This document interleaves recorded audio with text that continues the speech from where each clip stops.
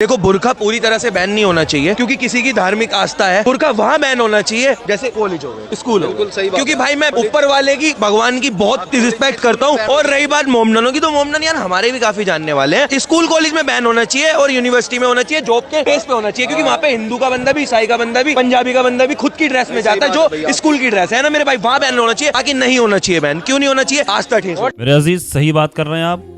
आपके पास जितना दिमाग है आपने उतनी बात की, लेकिन हाँ, आपने कोई नफरती बात नहीं की।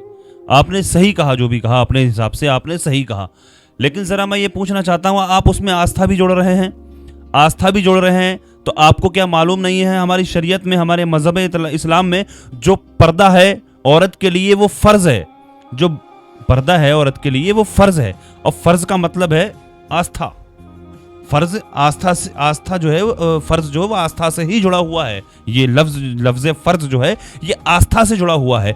अब मैं ये आपसे पूछना चाहता हूँ, दिक्कत क्या है आपको, परेशानी क्या है आपको, पर्दे से क्या दिक्कत है?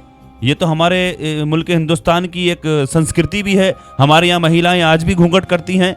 जाने कितने ऐसे हिंदू परिवार हैं जो आज भी घूंघट करती हैं, अपने बड़ों से, मर्दों से, ससुर से और जेठ से अभी भी पर्दा करती हैं।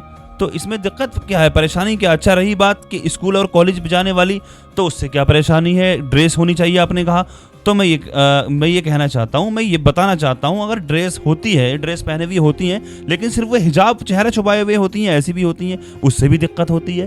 तो क्या परेशानी है भाई उससे? आस्था की बात भी कर रहे हैं आप, लेकिन फिर उसमें रोक भी लगा रहे हैं। रही बात आस्था की, तो आस्था के ताल्लुक से मजहब इस्लाम में कोई भी कंप्रोमाइज नहीं है। जो फर्ज है वो फर्ज है, वो सुबह दिन में भी फर्ज है, वो रात में भी फर्ज है। वो चीज़ है, पर्दा हमेशा फर्ज है।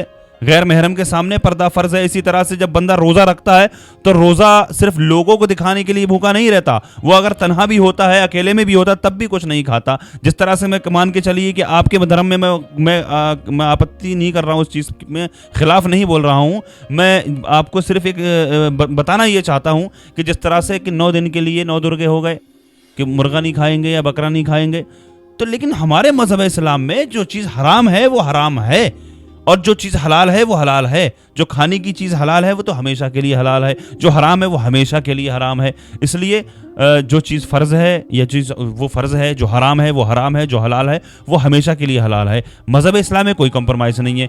अगर मान के चलिए कॉलेज में, स्कूल में जाएंगी तो पर्दा नहीं करेंगी, तो ऐसा नहीं है। पर्दा फ़र्ज़ है, घर में भी फ़र्ज़ है। अगर कोई गैर महरम अगर आ जाए तो पर्दा फ़र्ज़ है गैर आदमी के लिए, गैर महरम के लिए। बाजार जाएगी तो भी फ़र्ज़ है, कॉलेज जाएगी, स्कूल जाएगी, जहाँ भी जाएगी पर्दा फ़र्ज़ है।